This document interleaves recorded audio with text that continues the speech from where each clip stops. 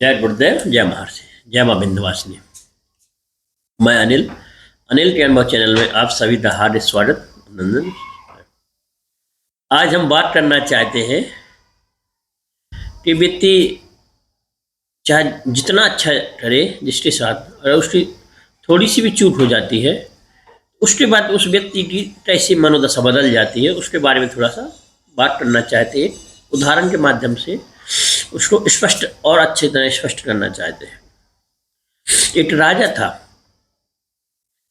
तो वो अपने राज्य में कुछ खूंखार जानवर रखे था, मतलब 8-10 जानवरों को वो रखे थे। जब कोई कोई गलती करता तो गलती जो जिसको सजा दी जाती तो उन्हें उनके बीच में फेंक दिया जाता था। ऐसा वो करता था। तो वो जानवर बड़े खूंखार हो रहे थे, ऐसा करते करते उनके मुँह में ऐसा उनका आदत सी हो रही थी कि वो हमें अंदर आया, वो हमने उसको काट कूट के अलग किया। जानवरों ने, वो जानवर थे, तो ऐसे उसकी दंड का विधान था उसका। तो उसके राज में काफी लोग सेवादार होते हैं राजाओं के। तो एक सेवादार उसका बहुत सेवा करता था। राजा के थे तो बहुत, एक सेवादार थोड़ा ज़्यादा सेवा करता था। वो थोड़ा मुँह सा लग गया था बात बात में। तो ऐसी कोई बात चल रही थी, तो उसने बीच में कुछ बोल दिया और राजा को वह बात पसंद नहीं आई कि कोई बीच में बोले। तो राजा ने उसको सभा में बुलाया और उसको मृत्युदंड की सजा सुना दी कि जाओ, तुम्हें मृत्युदंड दिया जाए। तो उसने राजा से प्रार्थना की कि हे राजा, मैंने आपने इतने सालों से सेवा की है, 10 सालों से सेवा की है, और मैंने अपना सब कुछ आपको माना, तन मन धन से जितना मुझसे बना मैंने उतनी आपका निस्वार्थ भाव से सेवा की। वो आपने मुझे इतनी गलती है, मुझे इतनी बड़ी सजा दे दी। बोले अब तो कह दिया, तो बोले मेरी एक प्रार्थना स्वीकार की जाए।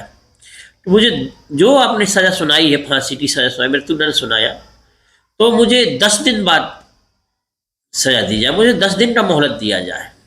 तो बोले ठीक है, ये बात तुम्हारी मानी, 10 दिन की तुम्हें मोहलत दी, 10 दिन बाद तुम्हें मृत्युदंड मिलेगा। तो वो व्यक्ति जिसको 10 दिन बाद मृत्युदंड मिलना था, वो जहां वो जानवर रहते थे, खूंखार जानवर, उसके पास गया जो उसकी सेवा करता था। परिचय सबसे था क्योंकि वो भी पर उठास था राजा का। उसने कहा कि ऐसा करो, मैं तुम्हारी सहायता करता हूँ, मुझे 10 दिन तुम इनकी सेवा कर लेने दो। तो वो नहीं मान लेते, उसने जैसे तैसे उसको मना लिया। तो उसने उन जानवरों को 10 दिन सेवा की, साथ में जाता उसके, नहलवाना धुलवाना खाना पीना, इतनी सेवा की उन जानवरों की, बिल्कुल मन लगा के। और जैसे ही 10 दिन हुए, 10 दिन बाद फिर दरबार में उसको बुलाया गया। तो उसने फिर वही बात हुई, फिर राजा टाकी इसको मृत्युदंड दिया जाए, वो खूंखार जानवरों के बीच में इसको फेंक दिया जाए। तो उसने हाथ जोड़े कि ठीक है, जैसी आपकी मर्जी। तो उस सेवक गए, उसको खूंखार जानवरों में उसको फेंक दिया। लेकिन जब उसको फेंका तो वो जानवर उनको पहचान रहे कि ये मुझे सेवा करता रहा है, हमारी इतने बड़े मन से सेवा की है, ये जानवर पहचान रहे उसको। तो जानवरों ने कुछ नहीं किया। जो जानवर जिसको जो काट पीट के अलग कर देते, उसको हमला कर देते, जैसे कोई उनके शिकार पहुंचता था, वही जानवर ने उसके साथ कोई बुरा व्यवहार नहीं किया, सहज रहे। तब राजा को यही बात चली, तो राजा भी इच्छुक हुए देखने के।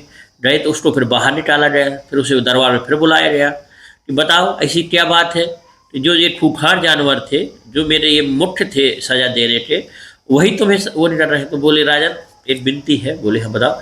बोले मेरी इनकी 10 दिन बहुत सेवा की और जिससे मेरा ये लगाव हो गया उनको मुझसे, और मैंने तो आपकी 10 साल सेवा की है मन से, और मेरी एक ही इतनी सी गलती से आपने मुझे मृत्युदंड की सजा सुना दी।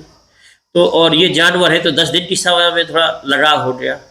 तो राजा को अपनी गलती का एहसास हुआ उस समय कि हाँ मुझसे गलती हुई है, इसने गलती तो की है, लेकिन मुझे मृत्युदंड नहीं देना चाहिए।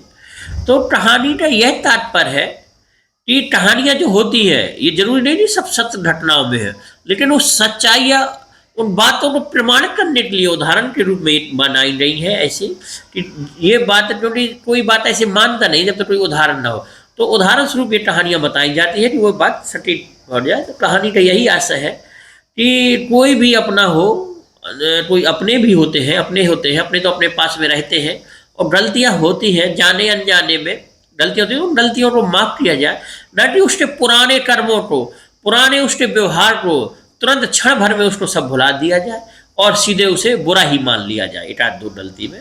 तो कुछ ऐसा करिए, थोड़ा ठंडे मन से, तनाव गुस्सा ना हो जाए। गुस्सा में व्यक्ति हर चीज भूल जाता है, क्या अच्छा क्या बुरा है। हाँ, बुरा लगता है कोई गलती करता है तो उसे सुधरने का मौका दीजिए, अवसर दीजिए कि वो अपना दोबारा वह कार्य सुधार सके। एक बार उसे एहसास दिलाइए कि तुम ऐसा ऐसा कर रहे हो, तुरंत ही उसका अंतिम फैसला कर दीजिए। यही हम कहना चाहते हैं कि हर चीज़ अपने धैर्य से कार्य करिए, धैर्य से फैसला लीजिए। और यही कहानी का भी आशा है कि धैर्यवान ही शांति ही सब कुछ है। जीवन में शांति से रहिए और शांति फैलाइए। जय माँ विंध्यवासिनी, सभी का कल्याण करें।